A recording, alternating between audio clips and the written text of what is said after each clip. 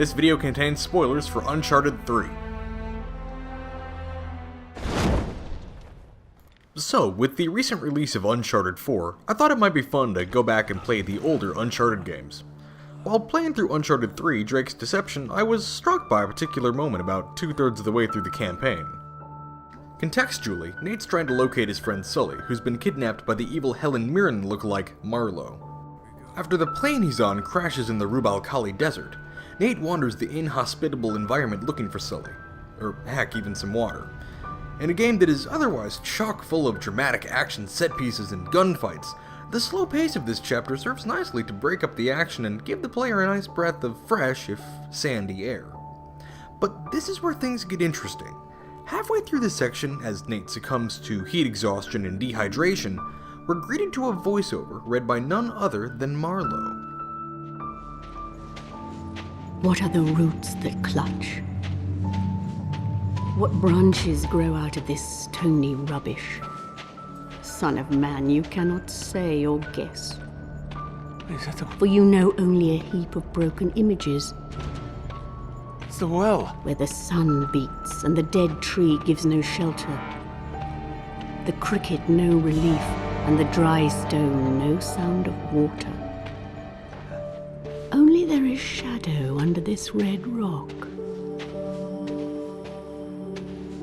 Come in under the shadow of this red rock. And I will show you something different. From either your shadow at morning striding behind you, or your shadow at evening rising to meet you. I will show you fear in a handful of dust. At first glance, this quote seems to just be describing Nate's circumstances, but well-read gamers will recognize this as T.S. Eliot's The Wasteland, largely considered one of the most important poems in Western literature. That's odd. After all, this is an action-packed epic more akin to Indiana Jones than, say, Fellini's 8½. The Wasteland was first published in 1922 during the height of the Modernist movement, and it nicely encapsulates the basic tenets of modernism. Fragmented perception, social decay, and a deep-set anxiety are all present in Eliot's work. The Wasteland communicates an anxiety, the fear that all progress made in European, and to a lesser degree American cultures and society, were building up to, well, nothing. After all, in the wake of World War I, the Spanish flu epidemic, and an increasingly industrialized and impersonal world, who can be optimistic? Let's turn our attention back to Uncharted 3. At this point in the story, Nate's lost just about everything. His best friend is being held captive, he's still estranged from his love interest Elena, and Nate is stranded in the middle of one of the largest deserts on the planet, alone and without any real hope of survival.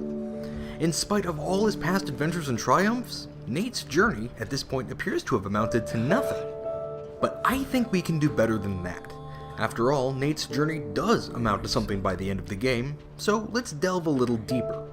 You might notice that this quote is read by Marlowe, a character who knows a little too much about Nate's past to be comfortable.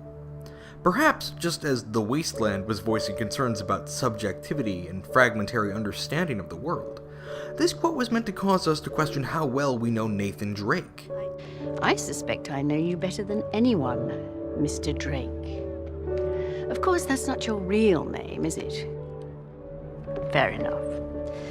But ask yourself, when he scooped you off the streets of Colombia 20 years ago, did he save you from that life? Or did he just doom you to this one? When we strip away the action-adventure and the snarky quips, what are we left with? Is Nate really the hero we think of him as, or is that just Drake's Deception? Oh, you all have no sense of humor. Not only does this interpretation mesh well with the game's titling and the constant questioning Nate receives about the validity of his quest, but it also recontextualizes the game's ending.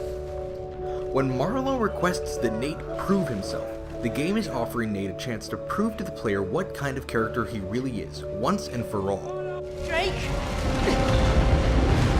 Are you worthy of the name? Prove your greatness! I got nothing to prove. Hurry! Give me a hand! You can't just let her die! Hell, he can't! Hey, give me your goddamn hand! And as for the answer, well, I think I'll leave that up to your interpretation. Anyway, I found this to be an interesting moment in Uncharted 3, and I'd be curious to hear what you all make of it. If you enjoyed this video, please like and subscribe. I'll see you all next week.